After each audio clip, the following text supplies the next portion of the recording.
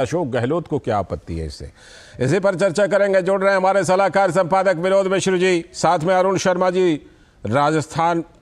अरुण शर्मा जी कांग्रेस के प्रवक्ता जुड़ चुके हैं। बहुत बहुत स्वागत अरुण शर्मा जी आपका हमारे साथ। हम कोशिश करेंगे कि भारतीय जनता पार्टी के भी किसी प्रवक्ता को ज़रूर जोड़ लें, लेकिन मैं फिलहाल चर्चा को विस्तार देता हूं विनोद जी के जरिए। विनोद जी, क्या दिक्कत है? क्या मतलब अशोक गहलोत जी को ये प्रचार क्यों खटक रहा है? आखिर अगर भारतीय जनता पार्टी, जो अभी खुद अमित शाह कह रहे थे कि हाँ सच बात है कि हमने लगभग सभी जगह पर 200 विधानसभा क्षेत्रों में ये अभियान चलाया, तो आखिर अशोक गहलोत इसे आक्रामक प्रचार क्यों मानते हैं? क्या दिक्कत है? लाल जी, मैं आपके ही रिपोर्ट से आता हूं और आज देखिए चुनाव प्रचार का ये आखिरी दिन है। शाम 5-6 बजे के बाद लगता है कि चुनाव प्रचार पूरी तरह से थम जाएगा और ये जोर शोर और ये सारी चीज़ें जो अशोक गहलोत की शिकायत है वो भी खत्म हो जाएगी। आज राहत मिल जाएगी। लेकिन ये जब हम देखते हैं कि जब हम ये लोकतंत्र का ये महापर्व कहते हैं और लोकतंत्र के पर्व में ये एक अवसर होता है किसी भी पार्टी के लिए और किसी भी नेता के लिए कि ज़्यादा से ज़्यादा लोगों के बीच में जाएं और अपनी बात कहें, अपनी बात रखें। यही तो लोकतंत्र की खुशबू, ये खूबसूरती है। बेशक। आज अमित शाह की आप जब बात कर रहे थे और उनका साउंड बाइट दिखा रहे थे, तो अमित शाह ने आज बाकायदा एक प्रेस कॉन्फ्रेंस किया है जयपुर में। उन्होंने प्रेस कॉन्फ्रेंस करके अपने चुनाव प्रचार की और सारी चीज़ों का उन्होंने एक ब्यौरा रखा है। ये आप इस तरह से मान सकते हैं कि पॉलिटिकल पार्टी के रूप में बीजेपी की जो तैयारी है और बीजेपी का जो चुनाव प्रचार है उसका जो डायमेंशन और उसकी जो व्यापकता अमित शाह ने रखी है, तो आप ये कह सकते हैं कि जो विपक्ष के लोग अगर चुनाव हारते हैं और ईवीएम पे सवाल उठाते हैं तो उनको कम से कम इसकी व्यापकता और इसके चुनाव प्रचार में अपने सारे नेताओं, अपने स्टार प्रचारकों को किस तरह से झोंकते हैं, इवन की इंक्लूडिंग पीएम, उनसे भी थोड़ी सी सीख लेनी चाहिए। आज ही देखिए आज के अखबारों में, खासकर के अंग्रेजी दैनिक में अशोक गहलोत का इंटरव्यू छपा है जी। तो उनका पहला जो हेडिंग लिखा है उसमें अशोक गहलोत ने कहा है कि इसने पूरा धावा ही बोल दिया है। तो ये जब आप धावा बोलना कहते हैं तो जाहिर सी बात है आपको ये बात, जो प्राइम मिनिस्टर की जो इतनी रैलियां हुई है, इतना रोड शो हुआ है, 4-4 घंटे का, आप ये देखिए 4-5 किलोमीटर का बॉर्डर या बीकानेर हो चाहे पूरा, आप जयपुर में आपने रोड शो देखा, आपने खुद रोड शो कवर किया है। तो ये रोड शो के जो उमड़ी हुई भीड़ है, ये लोगों की जो आपने देखा उत्सुकता और लोगों के जो हाथ लहराते हुए, एक एक हर बुजुर्ग से लेके और छोटे बच्चे तक, वो पीएम मोदी के उस रोड शो में जिस उत्साह से और जिस आप कहिए कि अपनत्व से वो सामने में खड़ा हुए थे उनके स्वागत में, तो डेफिनेटली से आप कह सकते हैं कि सत्ता में रहे अशोक गहलोत को ये बात की चिंता सताएगी कि उनके सत्ता में रहने के बावजूद, और उनका गारंटी यात्रा भी वो भी निकाले थे और पिछले 15 दिन से या 20 दिन से मुझे लगता है कि गारंटी यात्रा पे अशोक गहलोत भी निकले हुए हैं। लेकिन जब अमित शाह कहते हैं कि हमने 9000 किलोमीटर का ये परिवर्तन यात्रा निकाल के 200 कंस्टिट्यूएंसी को वहाँ के लोगों से मिलके और वहाँ के चीज़ों को फीडबैक लिया है और अब उसी फीडबैक के हिसाब से हमने अपनी तैयारी की है, तो डेफिनेटली अशोक गहलोत की चिंता स्वाभाविक है। ठीक है, मैं ये जानने की कोशिश करूंगा कांग्रेस प्रवक्ता अरुण शर्मा जी से, और श्याम झा जी भी हमारे साथ जुड़ चुके हैं, भारतीय जनता पार्टी के प्रवक्ता। बहुत बहुत स्वागत श्याम जी। पहले मैं ज़रा अरुण जी के पास ही चलता हूं कि आखिर भाई चिंता किस बात की है और क्यों वो बोल रहे हैं कि एकदम धावा ही बोल दिया है। अरुण जी, हम यही समझना चाहते हैं आपके ज़रिए कि सीएम अशोक गहलोत जी की चिंता क्या है, क्योंकि चुनाव प्रचार भारतीय जनता पार्टी कहती है कि हाँ हमने पूरे 200 क्षेत्रों में जाकर के गहन संपर्क किया है, तो आखिर क्या दिक्कत है अशोक गहलोत जी को?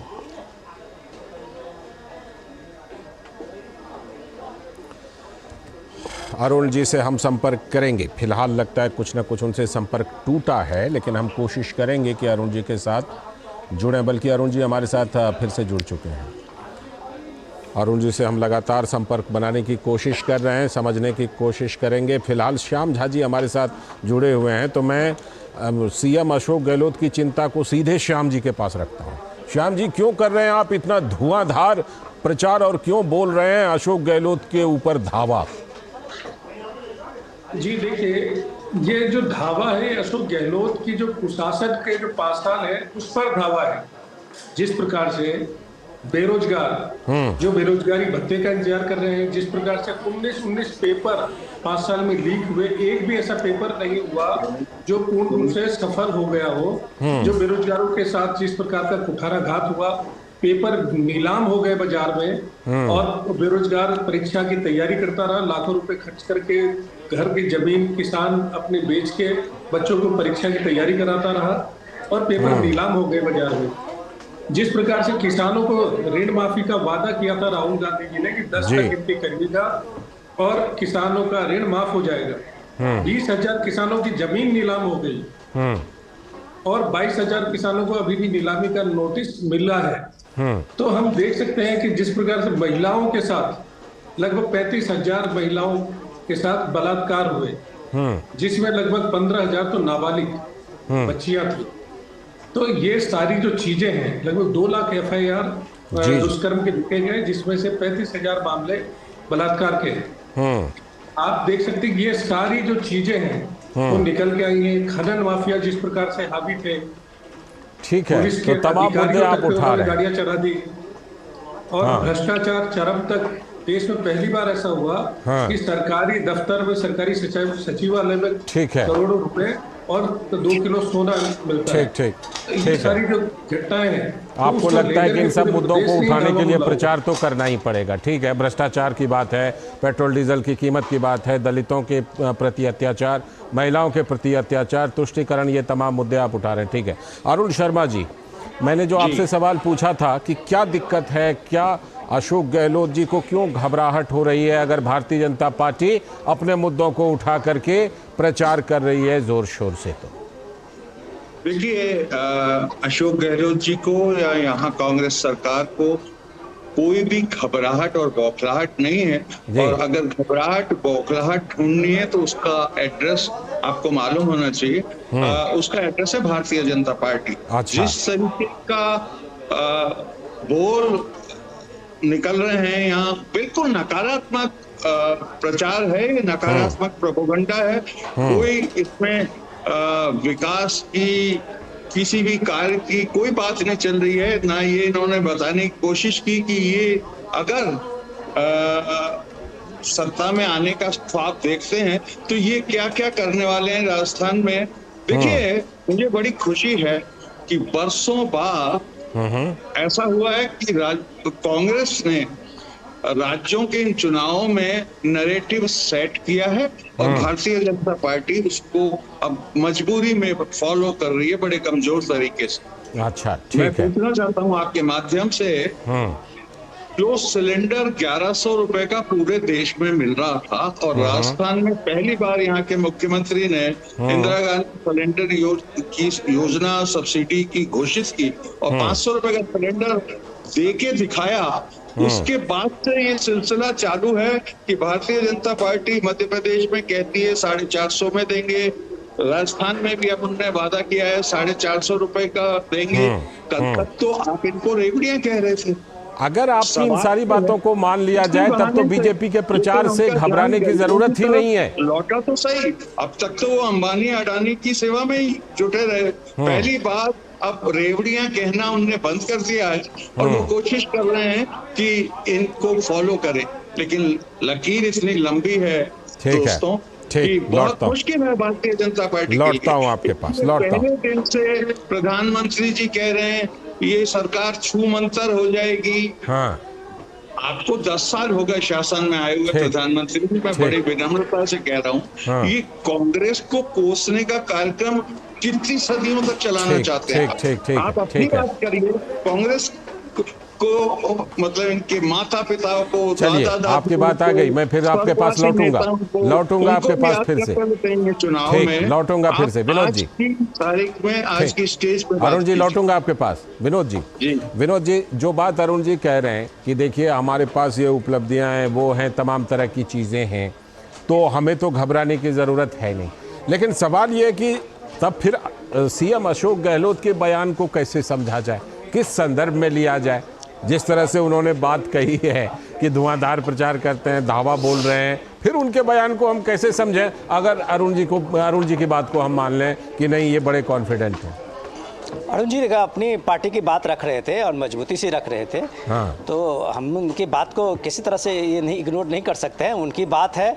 लेकिन सबसे इम्पोर्टेंट बात जो वो कही है अपनी बातों में, अपनी चर्चा में, नैरेटिव की बात उन्होंने कही है कि अशोक गहलोत ने नैरेटिव बनाया और बीजेपी उस नैरेटिव का जवाब देने के लिए वो इस तरह से अपना चुनाव प्रचार कर रही है। तो जरा उनको मैं थोड़ा सा उन्हीं के राजस्थान का ही डेटा दिखाऊं कि जो बात वो गैस सिलेंडर का कर रहे थे। अभी आप ये देखिए कि जब सेंटर की तरफ से सारे स्टेट के लेके उज्ज्वला स्कीम में जो भी हितधारक है उनका गैस सिलेंडर कितना में मिलता है ये उनको पता है कि अगर उसमें 300 रुपया, उसके बाद 200 रुपया उज्ज्वला के जो स्कीम के हितधारक हैं उनके लिए वो गैस का रिबेट सेंटर से मिला था। ये क्रॉस पूरे सारे स्टेट में है। तो क्या ये अशोक गहलोत साहब का नैरेटिव था? और उसके बाद जो वो दे रहे हैं उसमें शायद उनको पता होगा, हमसे ज़्यादा पता होगा कि उसमें उन्होंने राइडर लगाया है।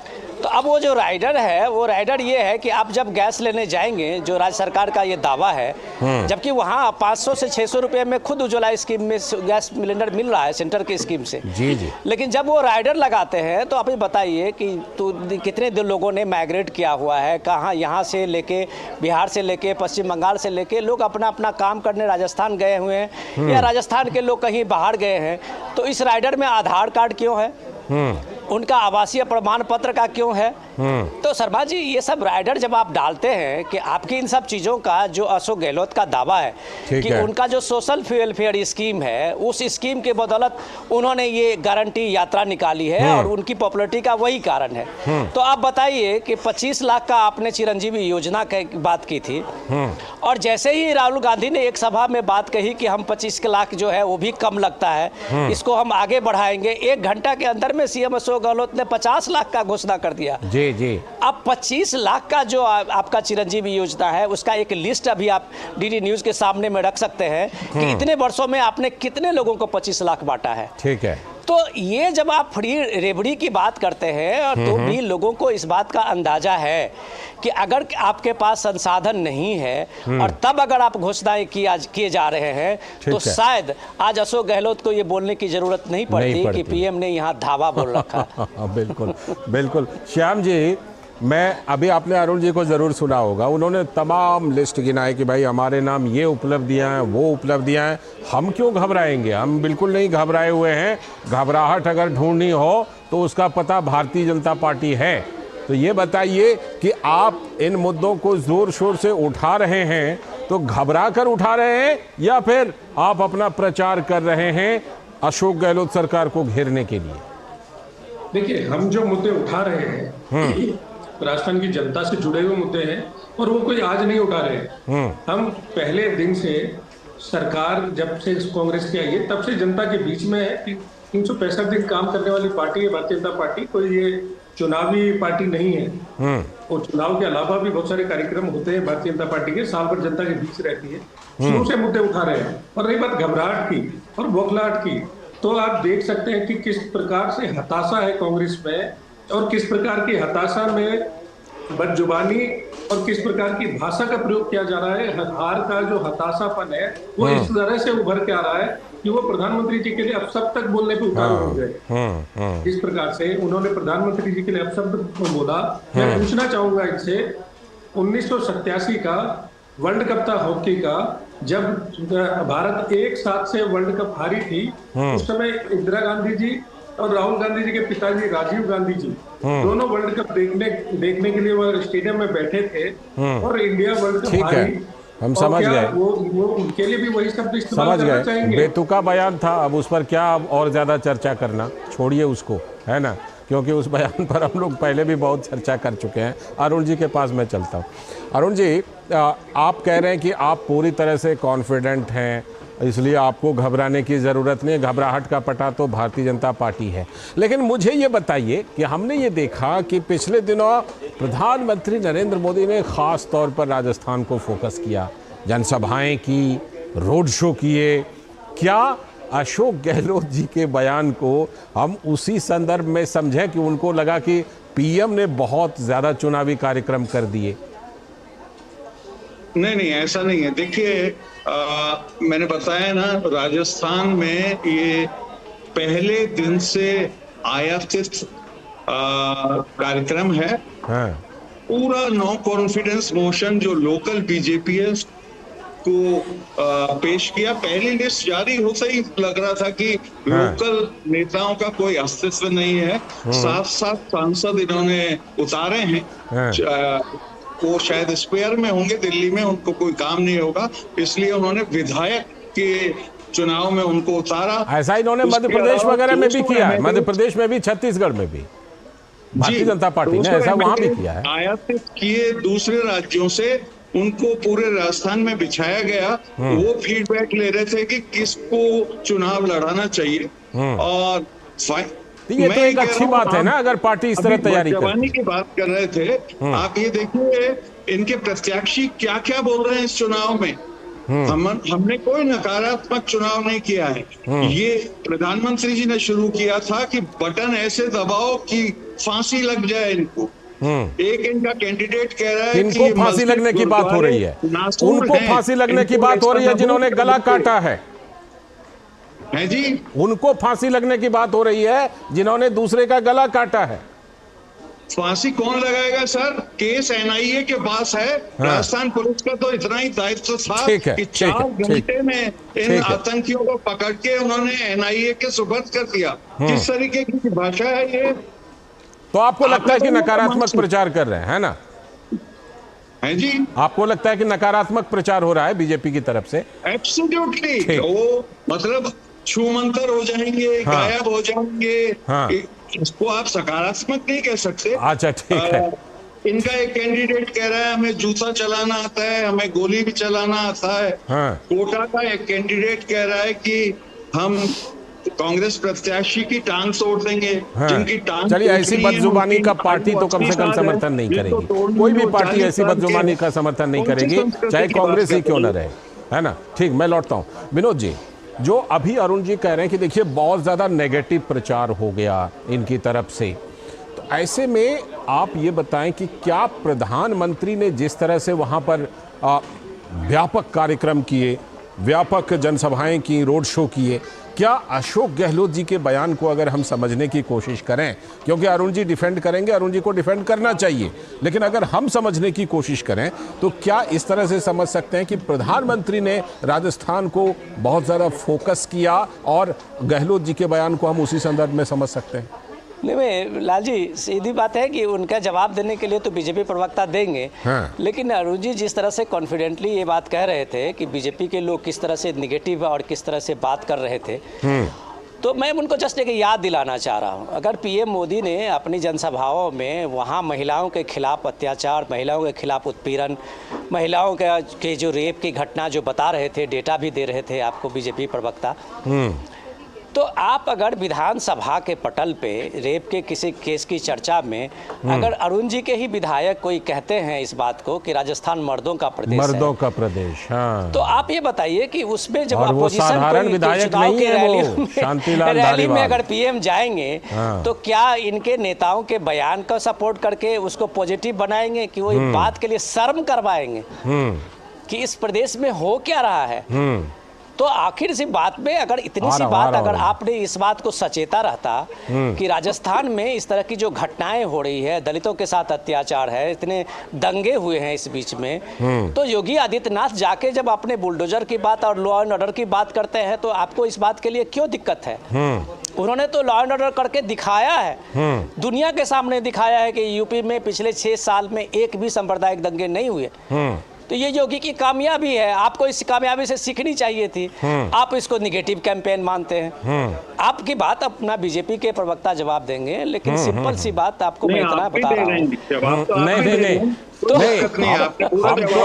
बीजेपी के प्रवक्ता पार्टी की तरफ से बीजेपी के प्रवक्ता हैं, वो जवाब देंगे। लेकिन दूसरी बात मैं आपको कह रहा हूं कि जब आप पीएम मोदी की बात करते हैं, उनके इलेक्शन कैंपेन, उनके रोड शो पे कहते हैं, अशोक गहलोत कहते हैं इंटरव्यू में कि ये धावा बोल दिया है, तो ये पीएम मोदी लगभग लोकसभा का चुनाव हो या विधानसभा के चुनाव हो, चुनाव प्रचार को वो एक अपना मौका देखते हैं जिसमें वो अपना रिपोर्ट कार्ड रखते हैं। ठीक है। अशोक गहलोत को क्या दिक्कत थी कि अपने 5 साल के रिपोर्ट कार्ड रखने के बजाय आज वो गारंटी कार्ड में अपने पुराने वादे पूरे किए ना किए उसका तो बीजेपी प्रवक्ता कहेंगे, लेकिन इस बार उनकी 200 घोषणाएं की लिस्ट है। क्यों है? अगर उन्होंने 5 साल में पूरे किए होते तो ये कॉन्फिडेंटली वो कह सकते थे कि हमने जो किया है उसे पूरा किया है। ठीक है, ठीक है। आप बहुत ज़्यादा नेगेटिव प्रचार कर रहे हैं श्याम जी राजस्थान में, ऐसा अरुण जी का आरोप है कि भाई वो इस तरह का नेगेटिव प्रचार क्यों कर रहे हैं कि वो चाहे वहाँ पर तुष्टीकरण की बात हो, चाहे वहाँ पर तमाम तरह के जो कानून व्यवस्था की बात हो उसको लेकर या भ्रष्टाचार को लेकर आप नेगेटिविटी फैला रहे हैं, नकारात्मकता फैला रहे हैं वहाँ? देखिए, अरुण जी की बातों से ऐसा लगता है कि वो अगर कत्ल भी कर दे तो मंजूर और हमारी उस भी इनको नागवार गुजरती है। ये तो वो सारी चीजें कर चुके हैं जो हम कह रहे हैं। आज देखिए किस प्रकार से करौली में दंगे हुए, जोधपुर में दंगे हुए, किस प्रकार से उदयपुर में कन्हैयालाल का कत्ल कर दिया गया। और आप देखिए रामनवमी और गणेश उत्सव पे सभाओं में रोक लगा दी गई, कांवड़ यात्राओं के लिए रोक लगा दी गई और पीएफआई की रैली के लिए परमिशन दे दी जाती है। तो तुष्टीकरण तो है, स्पष्ट दिखता है। इस प्रकार से कन्हैयालाल के जो परिवार है आज भी मुआवजे का इंतजार कर रहा है जो घोषणा की गई थी, और किस प्रकार से 1 घंटे के अंदर वर्ग विशेष को 50 लाख का मुआवजा और सरकारी नौकरी दे दी जाती है। तो ये तो है। और जिस प्रकार से ये हताशा भरा बयान अशोक गहलोत जी का आया है, अरुण जी का काउंटर, स्पष्ट है कि वो अरुण जी का काउंटर, मान चुके हैं, हार मान चुके हैं, स्वीकार कर चुके हैं। अरुण जी, जब ये सब चीजें हुई है तो भारतीय जनता पार्टी कह रही है कि भाई ये सब चीजें तो हुई हैं तो हम मुद्दे को उठा रहे हैं, इसमें क्या नेगेटिविटी है, क्या नकारात्मक? देखिए सर, मैं आपको बड़ी विनम्रता से निवेदन कर रहा हूँ कि जो भी उठा रहे हैं जी, जैसे कन्हैयालाल जी का दुख होना चाहिए उस केस के लिए, पर ये लगभग सेलिब्रेट करते हैं, उसको यूज कर रहे हैं इलेक्शन में। अच्छा, मैं आपको कह चुका हूँ उस हत्याकांड को जिसकी जितनी भर्त्सना की जाए वो कम है। उसको होने के 2 घंटे के अंदर दोनों अपराधियों को पकड़ लिया गया। फोटोग्राफ्स उपलब्ध हैं। लेकिन सांप्रदायिक टकराहट की राजस्थान में कई घटनाएं हुई हैं, बात सिर्फ कन्हैयालाल की नहीं है। और इनके प्रचार का हाल ये है सर, मैं जयपुर में पैदा हुआ हूँ, मेरी उम्र करीब 60 साल है। ये लोग कह रहे हैं इस शहर में हिंदू पलायन कर रहे हैं भारी मात्रा में, ये सफेद रंग की झूठ है। ठीक है, छोटा सा काउंटर श्याम जी आप छोटा सा काउंटर दीजिए। इनकी सारी योजनाएं फेल हुई। श्याम जी का छोटा सा काउंटर लेता हूं। श्याम जी, भाईचारा और सद्भाव मैं ये बोलना चाहूंगा शांति से आगे बढ़ता रहेगा जैसे अब तक रहा है। ठीक, अरुण जी, अब श्याम जी का छोटा सा काउंटर। जयपुर में 2008 में बम विस्फोट हुए, क्रम से उसमें 63 लोग को कई मौत हो गई, कई घायल हुए। ठीक है। और हाई कोर्ट, ये बात हाई कोर्ट ने फटकार लगाई सरकार को, क्योंकि इनकी लचर व्यवस्था की वजह से, लचर इनकी पैरोकारी की वजह से सारे के सारे आतंकी छूट गए, बरी हो गए। ठीक है। विनोद जी, आपसे छोटी सी टिप्पणी मैं ये चाहूंगा, भारतीय जनता पार्टी कहती है कि जो हुआ वो हम उठा रहे हैं, तो नेगेटिविटी कहाँ है? संक्षेप में बताइएगा विनोद जी। आप दोनों जरा सा रुकिएगा, विनोद जी की मुझे टिप्पणी लेनी दी। विनोद जी, भारतीय जनता पार्टी का तर्क जब हुआ तो हम उठा रहे हैं, तो इसमें नेगेटिविटी कहाँ है? संक्षेप में बताइए। देखिए, दिक्कत क्या है कि इनकी दिक्कत क्या है कि इस बात को ये बात समझने की ज़रूरत है कि अशोक गहलोत जो बात कह रहे थे, अशोक गहलोत को आज लग रहा है कि वो जिस तरह से केंद्र के अपने आला कमान के खिलाफ में बगावत की थी जी।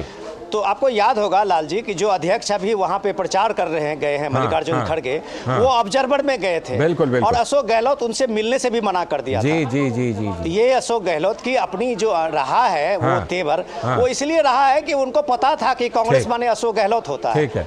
और अब आप देख लीजिए, चुनाव प्रचार के आखिरी सप्ताह में राहुल गांधी वहां पहुंचे हैं। जी। और राहुल गांधी पहुंचे हैं चुनाव प्रचार में, और पहले दिन पहुंच के उन्होंने जो विवाद किया है वो भी राजस्थान के लोग देख रहा है। बिल्कुल। तो ये सारी चीजें आप जब इस बात को जमत रहे हैं कि बीजेपी का एक ऑफेंसिव कैंपेन इसलिए होता है कि आपका जो एंटी इनकम्बेंसी है वो सतह पे तय रहा है, और आपने बीजेपी को एक मौका दिया। प्रचार तो दोनों तरफ से हो रहा है, लेकिन अशोक गहलोत ने जो बयान दे दिया ना, उसने ज़रूर इस तरह के सवाल पैदा कर दिए कि क्या वो घबराए। मैं बहुत बहुत शुक्रिया आप सभी का जुड़ने के लिए। श्याम जी आपका भी जुड़ने के लिए, अरुण जी आपका भी जुड़ने के लिए और विनोद जी आपका भी चर्चा में जुड़ने के लिए।